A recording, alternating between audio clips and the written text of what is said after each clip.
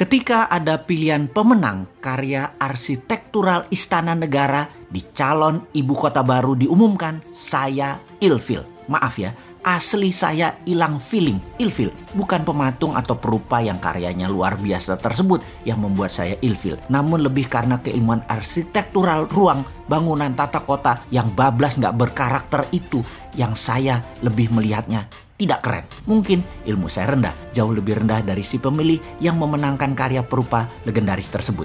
Tapi dalam hati saya berkata, toh nanti kalau New Mind menjabat, ibu kota baru nggak akan jadi kenyataan dan pindah ke Penajam tersebut.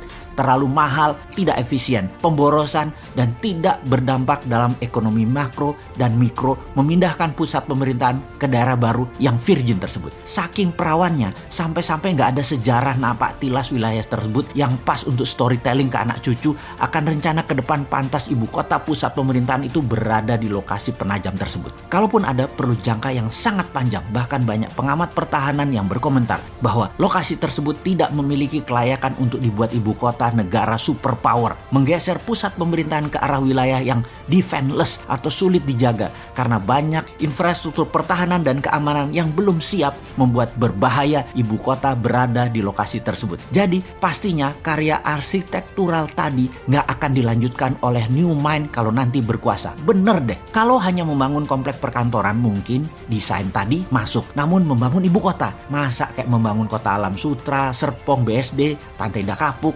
gitu sih modelnya. Membangun pusat pemerintahan itu membangun Wakandanya Black Panther. Sekali lagi, Black Panther ya, bukan Blackpink. Bener deh, kalau New Mind pusat pemerintahan tetap di utara Jakarta, bekas tanah reklamasi. Sekalian buat benteng laut utara Jakarta. 5.000 hektar itu New Wakanda. Full teknologi, full digital, paperless, kontrol satelit, telekomunikasi jalur baru, e-rupiah, digital aset, dan banyak lagi ke depannya yang dunia pemerintahan butuhkan. The real e-government. Masa membangun ibu kota di abad 21 kayak membangun properti perumahan gitu sih? Hanya casing doang.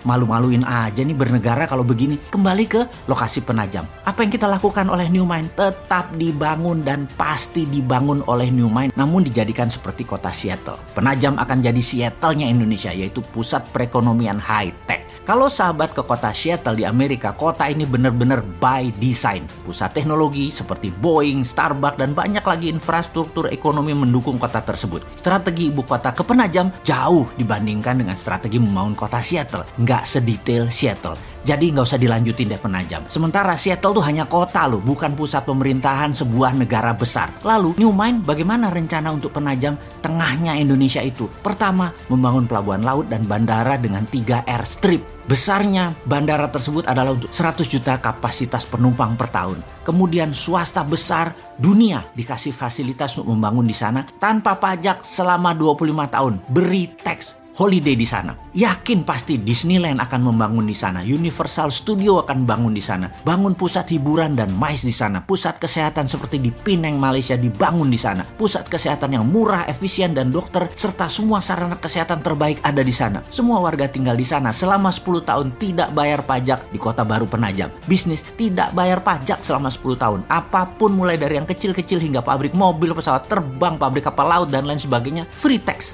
Berlaku e-rupiah di Penajam dan pendanaan lewat SWF e-rupiah printing money di Penajam. 2.000 triliun dibanjiri di Penajam dengan e-rupiah setiap tahunnya selama 15 tahun ke depan. Yakin pasti 2 juta populasi akan pindah dalam 5 tahun ini dan 10 juta populasi akan ada di 25 tahun dari sekarang. Indonesia di tahun 2045, Penajam adalah darlingnya Indonesia. Kemudian pusat pemerintahan di Pulau Reklamasi yang sekaligus membangun Great Giant Wall, dam laut untuk menahan banjir Jakarta serta pertahanan laut utara pusat pemerintahan tersebut. Di sana adalah e-government pertama di dunia dan e-rupiah pendanaannya. Aduh, jadi kangen masa depan.